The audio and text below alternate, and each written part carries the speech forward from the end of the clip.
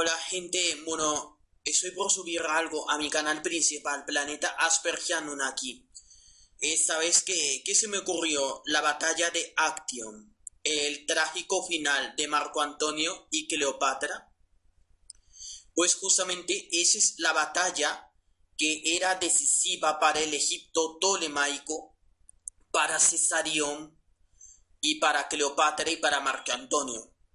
Si ganaban esa batalla, que Cesarión, Cleopatra y Marco Antonio hubieran sido los únicos amos del Imperio Romano, pero como no ganaron esa batalla, la historia se vivió de otra manera, en lo cual he hecho un pequeño resumen que dice: la batalla de Actium o de Accio fue una batalla naval sin precedentes en la que frente a las costas griegas se enfrentarían las tropas de Octavio Augusto. Simplemente era Octavia Secas. El título de Augusto se lo dieron después de esa batalla, con las fuerzas de Marco Antonio y Cleopatra, que supondría el fin de estos y elevaría al máximo poder al primer emperador romano.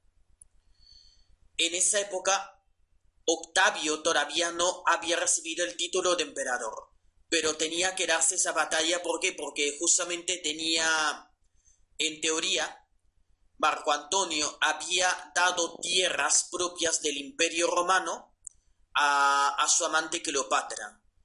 Y Octavio justamente tenía que vengar el honor de Roma, el honor del Imperio Romano. Lo cual, eso guió a esa batalla. Roma en el año 43. Todo comienza con el año 43, con el asesinato de Julio César, que se constituye el Senado de Roma, el segundo triunvirato, que fue formado por Octavio Augusto, su antiguo lugarteniente, y su antiguo lugarteniente Marco Antonio y Lépido, que estaba al frente del ejército. Tras la muerte de César fue nombrado Octavio Pontífice Máximo. Para el que no sepa qué es el Pontífice Máximo, el Pontífice Máximo era el líder de la religión romana, de los paganos, de la religión romana pagana. Después empezaron a haber rivalidades. Marco Antonio se casa con la hermana de Octavio, hasta que algo sucedió. Marco Antonio se va y se tiene una relación con Cleopatra, con lo cual, esto no comienza a no gustar a los romanos. Y Octavio aprovecha eso para aumentar su popularidad. Y es así como comienzan a haber disputas entre los dos. Marco Antonio empieza a reclamar el imperio de Occidente para Cesarión, lo cual fue el colmo que rompería el vaso. En fin, y luego, según voy describiendo, comienza la batalla, comienza la guerra. Marco Antonio va hacia Roma supuestamente, pero primero tenía que hacer una parada en Grecia, en Actium, que actualmente llamamos Arta, el Golfo de Arta, creo que es cerca por Albania, pero ahí está el error. El fuerte de Marco Antonio era en tierra, no en mar. Y de esa manera llevaron 6 escuadrones de combate de Marco Antonio y las naves de Cleopatra en esa batalla que se enfrentaban a las naves de Octavia Agripa. Pero ¿cuál era la táctica? Fingir una huida para luego enfrentar a Octavio en otra parte, pero en tierra, y derrotarlo. Pero me parece que luego el tiro como que le salió por la culata porque no calcularon bien las cosas. O mejor dicho, erraron en la táctica. Lo que debía haber hecho Marco Antonio probablemente es irse todas las naves directamente a la costa, desembarcar y esperar a que Octavio desembarca para hacer el combate ahí. Ese puede estarme equivocado, pero así es lo que yo pienso. Pero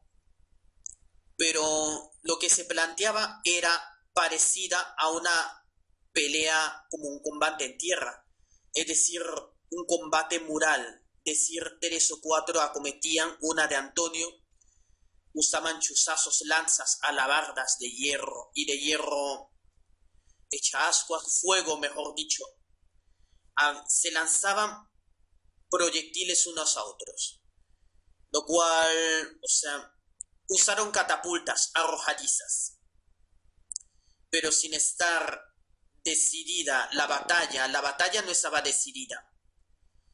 De repente Antonio observa que las naves de Cleopatra despliegan sus velas y se dirigen al sur aprovechando el viento. Mejor dicho, accionan el plan y fingen una huida al sur para enfrentar a Octavio en otro sitio, lo cual terminó siendo un desastre. Y en fin, terminó siendo un desastre realmente, porque fue un desastre desde el comienzo. En fin, o sea, a veces como que la historia de Cleopatra es en esa batalla nos enseña de que Marco Antonio se confió desde el principio, lo mismo que Cleopatra. Y es por eso que al final Cleopatra al ver esto, Marco Antonio se arrepintió y al final fingió, pasó lo que ya sabéis, hace que Marco Antonio se suicide y luego cuando ya no le queda salida a Cleopatra se suicida. Pero ¿qué pasó con el hijo?